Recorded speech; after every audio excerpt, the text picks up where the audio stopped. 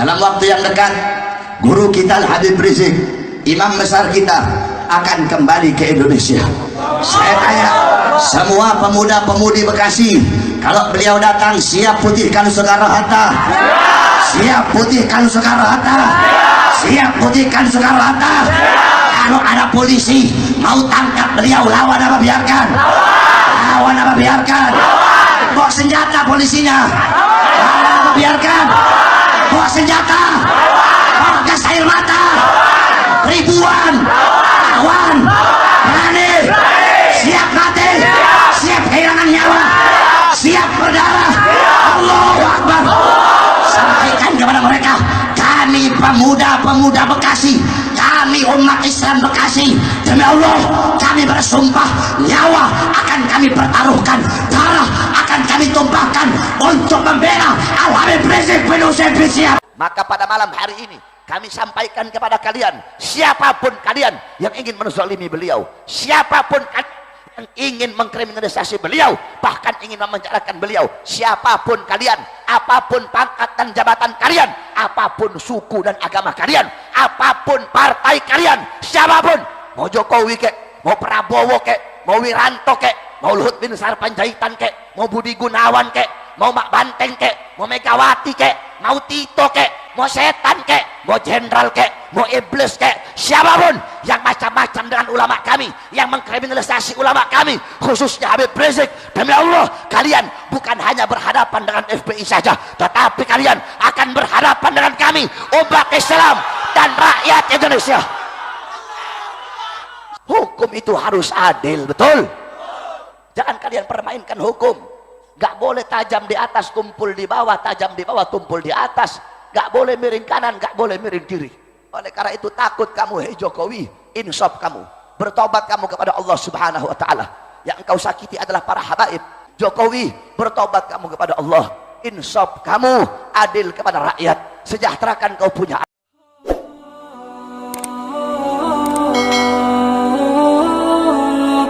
Di Indonesia banyak para habaib, banyak para habaib. Indonesia gudangnya para habaib. Dari sekian banyak habaib, di zaman sekarang ini ada satu habaib, ada satu anak cucu Rasulullah, di dalam tubuhnya mengalir darah daging Nabi Muhammad, di dalam tubuhnya mengalir darah keberanian Nabi Muhammad SAW. Di jalan yang beliau bawa, di jalan itulah datuk-datuk kami dibunuh. Di jalan yang beliau bawa, di jalan itulah datuk-datuk kami dipenjara. Di jalan yang beliau bawa, di jalan itulah datuk-datuk kami diasingkan. Di jalan yang beliau bawa, di jalan itulah datuk-datuk kami dihina dan dicaci maki. Beliau berdakwah pagi, siang, sore, malam. Beliau melawan segala macam kezaliman, segala macam maksiat, mungkarat, dalalat, sayyiat, mukhalafat. Beliau korbankan dirinya untuk ini bangsa, untuk rakyat, untuk umat. Beliau tidak peduli dihina, tidak peduli dicaci maki, tidak peduli diasingkan. Beliau tidak bisa dibeli. Bahkan beliau pernah ditawari triliunan untuk berhenti berjuang untuk Islam. Beliau tidak terima tawaran tersebut. Beliau tidak bisa dibeli, tidak bisa dijual, tidak bisa disuap. Beliau adalah anak cucu Rasulullah, seorang habaib yang meneruskan datuk-datuknya, seorang habaib yang meneruskan menjadi penyambung lidah datuk-datuknya untuk menyampaikan kebenaran. Beliau adalah Al-Habib Rizik bin Husain bin Syihab, saudara-saudara. Nah, hadirin sekalian yang dimuliakan oleh Allah Subhanahu wa Ta'ala, beliau tidak dapat dipungkiri kalahnya Ahok dalam pilkada DKI, kalahnya Ahok dalam pilkada Jakarta, itu tidak bisa dilepaskan dari perjuangan beliau. Bukan cuma kalah, udah kalah masuk penjara lagi, itu juga tidak bisa dilepaskan dari perjuangan beliau. Nah, ketika Ahok kalah, udah kalah masuk penjara, maka seluruh orang-orang kafir, seluruh orang-orang munafik, seluruh partai-partai yang mendukung dia, seluruh Cina-Cina yang menyokong perjuangan dia, Cina-Cina yang telah kehabisan triliunan untuk menyokong dia, untuk menaikkan dia menjadi gubernur, yang dimana mereka telah rugi triliunan, semuanya orang-orang kafir, orang-orang munafik, orang-orang pengkhianat bangsa, orang-orang zalim, partai-partai yang dukung dia, seluruh Indonesia, semuanya mereka bersatu untuk apa? Untuk melawan Habib Rizik.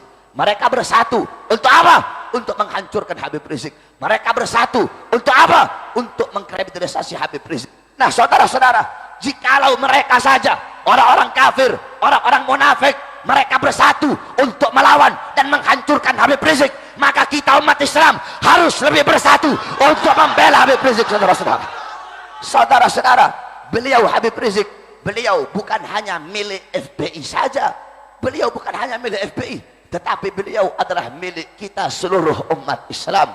Maka bukan hanya kewajiban FPI saja untuk menjaga beliau, bukan hanya kewajiban FPI untuk melindungi beliau, tetapi kewajiban kita semua sebagai umat Islam, sebagai umat Rasulullah, untuk melindungi dan menjaga anak cucunya. Maka pada malam hari ini kami sampaikan kepada kalian, siapapun kalian yang ingin menzalimi beliau, siapapun kalian yang ingin mengkriminalisasi beliau, bahkan ingin memenjarakan beliau, siapapun kalian, apapun pangkat dan jabatan kalian, apapun suku dan agama kalian, apapun partai kalian, siapapun, mau Jokowi kek, mau Prabowo kek, mau Wiranto kek, mau Luhut bin Sarpanjaitan kek, mau Budi Gunawan kek, mau Mak Banteng kek, mau Megawati kek, mau Tito kek, mau setan kek, mau jenderal kek, mau iblis kek, siapapun yang macam-macam dengan ulama kami, yang mengkriminalisasi ulama kami, khususnya Habib Rizik, demi Allah kalian bukan hanya berhadapan dengan FPI saja, tetapi kalian akan berhadapan dengan kami, umat Islam dan rakyat Indonesia. Saya tanya orang Tegal, siap bela ulama? Siap bela ulama? Siap bela Habaib? Siap bela Habib Rizik? Siap berjuang di belakang beliau? Siap mati? Siap kehilangan nyawa? Siap berdarah? Allahu Akbar, Allahu Akbar. Kemarin orang Tegal datang ke aksi 411, aksi 212. Andaikan nanti guru kita Habib Rizik kembali ke Indonesia, terus ada polisi mau tangkap beliau, lawan apa biarkan? Lawan apa biarkan? Lawan apa biarkan? Bawa senjata polisi lawan, bawa senjata, bawa gas air mata, bawa water cannon, bawa barakuda, polisinya ribuan, siap mati, siap kehilangan nyawa, siap berdarah. Allahu Akbar, Allahu Akbar. Sampaikan kepada mereka, kami umat Islam Tegal, demi Allah nyawa akan kami pertaruhkan, darah akan kami tumpahkan untuk membela Habib Rizik bin Hussein bin Syihab. Saudara-saudara hadirin sekalian, kita Islam agama damai, betul? Agama lembut, betul? Agama rahmat, betul? Selama ulama kami tidak diganggu. Hadirin sekalian, apa kata Nabi? Mathalul mu'min mathalu sabilatid dhahab inna nafakhat alaiha ahmarat. Apa kata Nabi? Perumpamaan orang mukmin itu bagaikan emas. Kamu tahu emas? Emas itu berkilau, emas itu indah, emas itu lembut. Tapi emas yang berkilauan, emas yang lembut, emas yang menawan, jangan coba-coba kamu tiupkan api. Itu emas yang lembut, kalau kamu tiupkan api, itu emas akan memerah. Saudara-saudara, begitu juga kita umat Islam, kita berakhlak, kita damai, kita lembut, tapi jangan coba-coba kamu main api dengan umat Islam. Kami lembut, kami berakhlak, kami beradab. Tapi kalau kalian main api, kalau kalian tangkap ulama kami, kalau kalian tangkap habaib kami, kalau kalian kriminalisasi ulama kami umat Islam akan memerah, rela hancur dan binasa demi kehormatan para ulama-ulama kami. Oleh karena itu saya wasiatkan kepada kamu semua, wahai para pemuda-pemudi Islam yang ada di Tegal, jadilah engkau pemuda-pemudi yang mengibarkan perjuangan baginda Nabi besar Muhammad. Jangan pernah engkau takut dengan siapapun. Singkirkan dalam hatimu ketakutan, singkirkan dalam hatimu kekhawatiran. Jangan pernah kau takut. Wahai para pemuda-pemudi, engkau adalah harapan bangsa, engkau adalah harapan Indonesia. Syubbanul yom rijalul ghad, pemuda-pemuda masa kini adalah pemimpin masa depan. Baik buruknya bangsa ke depan tergantung daripada anak-anak muda. Jikalau anak-anak mudanya baik, maka ke depan bangsa akan menjadi bangsa yang baik. Tetapi jikalau anak-anak mudanya rusak, anak-anak muda tidak takut kepada Allah Subhanahu wa taala, maka besok bangsa kita akan rusak, besok bangsa kita akan hancur. Saudara-saudara, nasib bangsa berada di tangan kalian, wahai para pemuda-pemudi Islam. Kalau anak-anak muda baik, anak-anak muda taat, anak patuh kepada Allah, besok bangsa kita akan baik, negara akan baik, Indonesia kita akan baik. Tapi kalau anak-anak mudanya rusak, anak-anak muda bejat, anak-anak muda narkoba, anak-anak muda mabok-mabokan, anak-anak muda jauh dari Allah, jauh dari Rasulullah, jauh dari Al-Quran. Besok bangsa kita rusak, Indonesia kita akan rusak. Kenapa? Kita satu-satunya harapan rata para perangkat-perangkat negara Indonesia bisa dibeli. Bagi orang-orang yang ingin menghancurkan Indonesia, bagi orang-orang yang ingin merusak Indonesia, rata-rata para pejabat bisa mereka beli. Presiden bisa dibeli, betul. Menteri bisa dibeli, betul. Polisi bisa dibeli, betul. Partai politik bisa dibeli, betul. Partai Islam aja bisa dibeli, betul. Ormas ada yang bisa dibeli, betul. Bahkan ada ormas Islam ada yang bisa dibeli, betul. Ustadz Kiai ada yang bisa dibeli, betul. Habib ada yang bisa dibeli, betul. Tetapi mereka lupa bahwasanya di Indonesia masih tegak berdiri kami para pemuda-pemudi Islam, kami para santri-santri Indonesia, yang dimana demi Allah sekali-kali tidak akan pernah kami menjadi pengkhianat bangsa. Kami tidak akan pernah bisa disuap, tidak akan pernah bisa dibeli sampai datangnya hari kiamat. Yang hak akan kami sampaikan hak, yang batil akan sampaikan batil. Demi Allah, kami para pemuda-pemudi Islam, kami para santri-santri, kami para anak-anak bangsa, nyawa akan kami pertaruhkan. Kami rela hancur, kami rela mati demi bangsa Indonesia.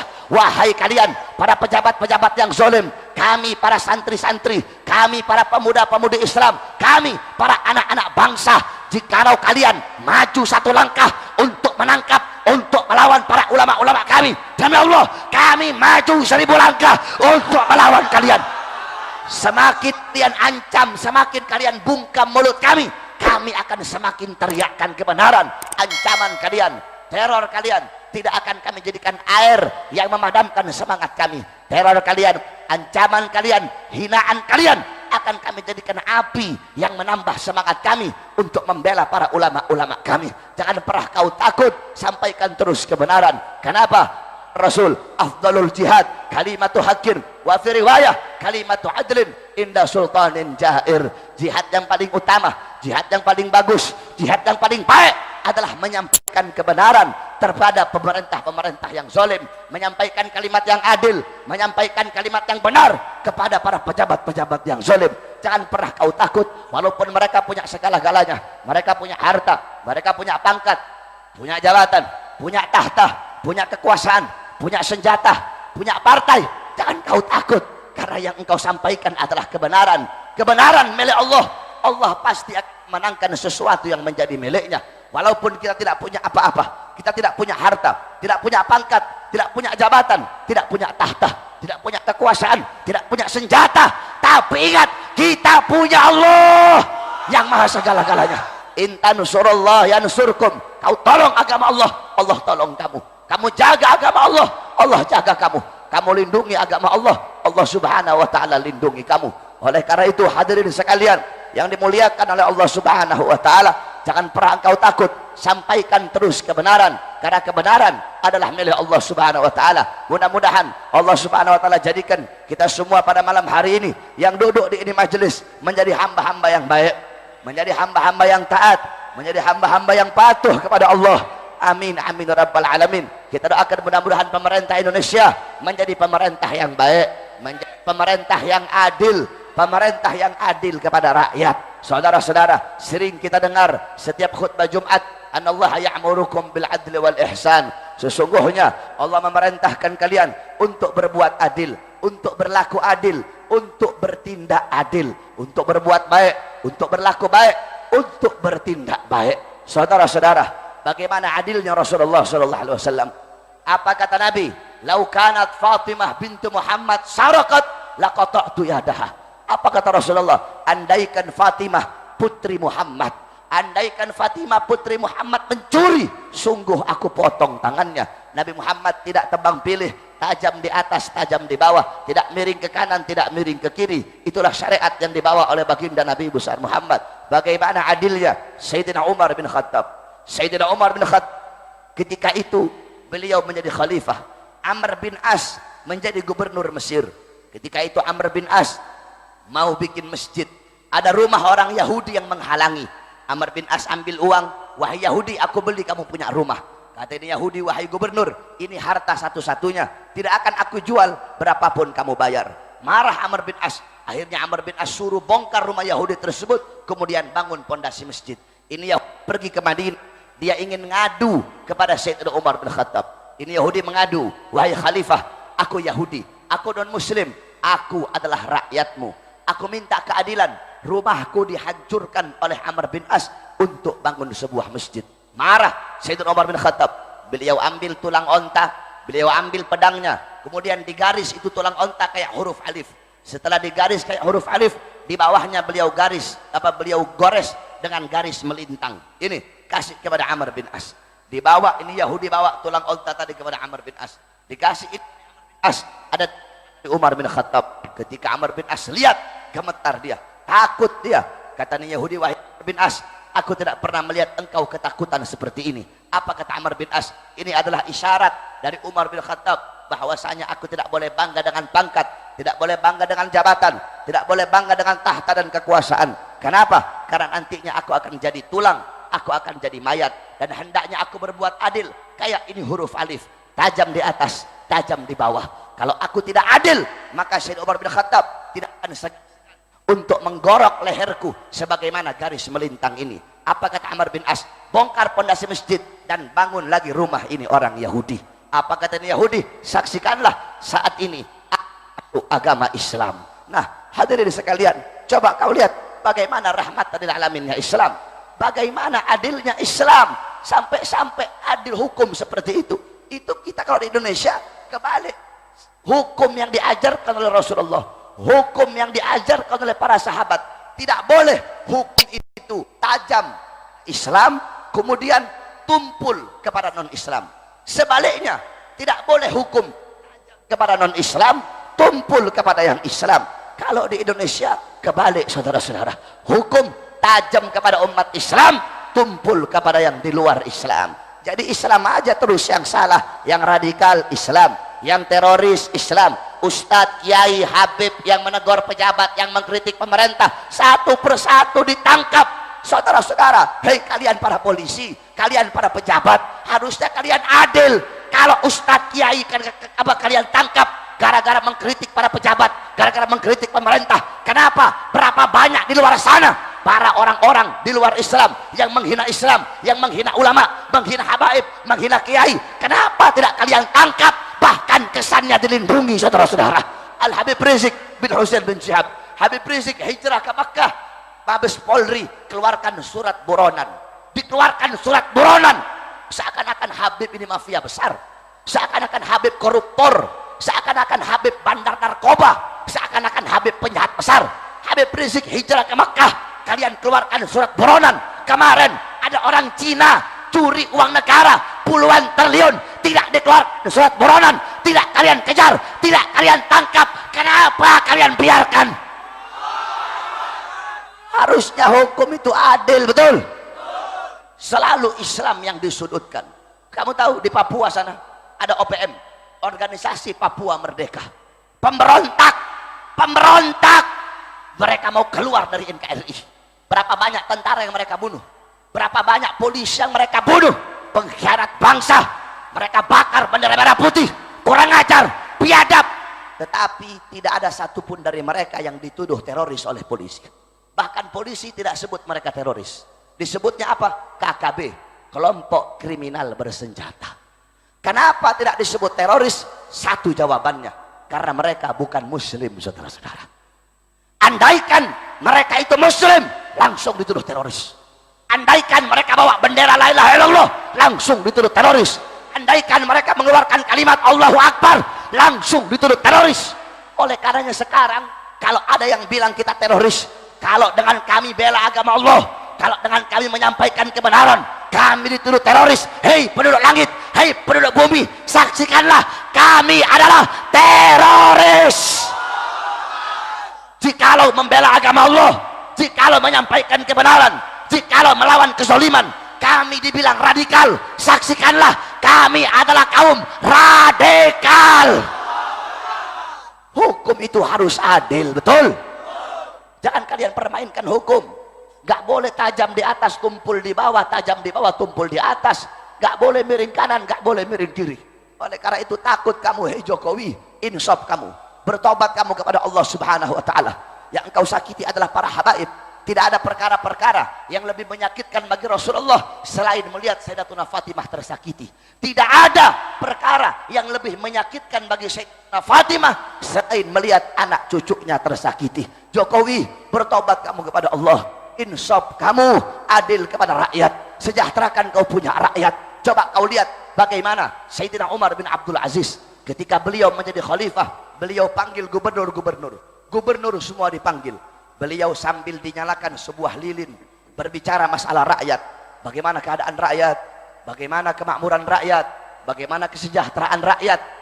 Akhirnya setelah selesai dijawab gantian, ini gubernur nanya kepada beliau, wahai khalifah, bagaimana kabarmu, kabar anak istrimu? Sebelum beliau jawab, beliau matikan itu lilin. Habis beliau matikan, baru beliau jawab, alhamdulillah saya baik, anak saya baik, istri saya baik. Ini gubernur bingung. Ketika berbicara masalah rakyat, kamu biarkan lilin itu menyala. Tapi ketika berbicara masalah pribadi, kenapa kamu matikan itu lilin? Apa jawab beliau? Ini lilin bukan punya saya. Ini lilin adalah lilin milik rakyat. Sehingga hak dari lilin ini untuk menyala ketika kita berbicara masalah rakyat. Adapun ketika berbicara masalah pribadi, bukan hak dari lilin ini untuk menyala. Aku takut kelak di akhirat dimintai pertanggungjawaban oleh Allah karena diterangi oleh lilin rakyat untuk membahas berbicara masalah pribadiku. Nyalanya lilin gak mau dikorupsi, bukan lilinnya, nyalanya lilin gak mau dikorupsi. Pejabat sekarang jalanan dikorupsi, betul? Dana kampung dikorupsi, dana desa dikorupsi, dana kota dikorupsi, dana daerah dikorupsi. Pejabat sekarang rata-rata kebanyakan dari partai mana saja, partai apapun, rata-rata sekarang butuh sama rakyat kalau ada maunya, saudara-saudara. Iya ibu-ibu, ibu-ibu ya, kalau mau pencalonan butuh sama rakyat, butuh sama masjid, butuh sama musola, butuh sama ustadz, butuh sama kiai, butuh sama habaib, butuh sama ibu-ibu. Sebelum jadi keluar masuk gorong-gorong, ada nggak ya begitu? Sebelum jadi naik turun becak, sebelum jadi berjanji palsu kepada rakyat. Saya berjanji memakmurkan rakyat, saya berjanji mensejahterakan rakyat, saya berjanji melayani rakyat. Tetapi setelah jadi, rakyat mana yang makmur? Rakyat mana yang sejahtera? Yang makmur bukan rakyat, yang sejahtera bukan rakyat, yang makmur Cina, yang sejahtera orang-orang asing, yang makmur perusahaan-perusahaan asing. Kita pribumi Indonesia menjadi budak di tanah air kita sendiri, saudara-saudara. Yang susah tambah susah, yang senang tambah senang. Sembako naik, betul. Listrik naik, betul. BBM naik, betul. Tenaga kerja impor dari asing, betul. Pengangguran semakin banyak, betul. Takut engkau kepada Allah Subhanahu wa taala. Layani kau punya rakyat, sejahterakan kau punya rakyat. Lihat Nabi Muhammad sallallahu alaihi wasallam, apa galat Aisyah in gamat ala gabrin Nabi, ya man lam yalbisal harir. Wahai seorang manusia yang tidak pernah berpakaian sutra, ya man lam yanam ala al-firashal wathir. Wahai seorang manusia yang tidak pernah tidur di atas kasur yang empuk. Nabi Muhammad tidur di atas tikar yang kasar. Nabi Muhammad tidak mau senang di atas penderitaan umatnya. Nabi Muhammad tidak mau hidup bahagia di atas kesusahan rakyatnya. Nabi Muhammad tidak mau hidup kaya di atas susah dan miskin rakyatnya. Oleh karena itu, wahai para pejabat, insaf kamu, tobat kamu kepada Allah Subhanahu wa taala. Datangi para ulama, datangi para ustadz, datangi para kiai, minta nasihat dari mereka, minta petunjuk dari mereka. Jangan datengin ustadz, datengin kiai kalau ada maunya doang. Dikatakan oleh Imam Ja'far As-Shadiq, apa kata beliau? Khiyarul umara alladzina ya'tunal ulama. Sebaik-baiknya pejabat, sebagus-bagusnya pemerintah adalah pemerintah yang mendatangi para ulama. Tapi datengin ulama bukan kalau ada maunya doang. Datengin ulama bukan buat kampanye, tapi datang kepada ulama untuk minta nasihat, untuk minta petunjuk, untuk minta ilmu. Nah, ini sebaik-baiknya pejabat. Sebaliknya, wasyirarul ulama alladzina ya'tunal umara. Seburuk-buruknya ulama, sebangsat-bangsatnya ulama, sebejat-bejatnya ulama adalah ulama yang mendatangi para pejabat. Kalau ulama datang pejabat untuk ngasih nasihat, untuk ngasih dia ilmu, untuk ngasih dia petunjuk, itu ulama yang bagus. Tapi kalau ada ustadz, kiai, habib datengin pejabat untuk berharap sebagian dari pangkatnya, berharap sebagian dari hartanya untuk jadi penjilat itu pejabat, maka itu adalah sebangsat-bangsat dan seburuk-buruknya ulama. Oleh karena itu kita doakan mudah-mudahan pejabat kita jadi pejabat yang baik, ulama kita menjadi ulama yang baik. Amin amin ya rabbal alamin. Yang terakhir, biasanya ini besok panitia datengin polisi nanti. Makanya saya harapkan, saya minta kepada polisi, kalau mau teror, kalau mau ancam, jangan ancam dan teror panitia. Kalau mau ancam, kalau mau teror, ancam dan teror saya, Bahar bin Ali bin Smith. Jangan ancam panitia.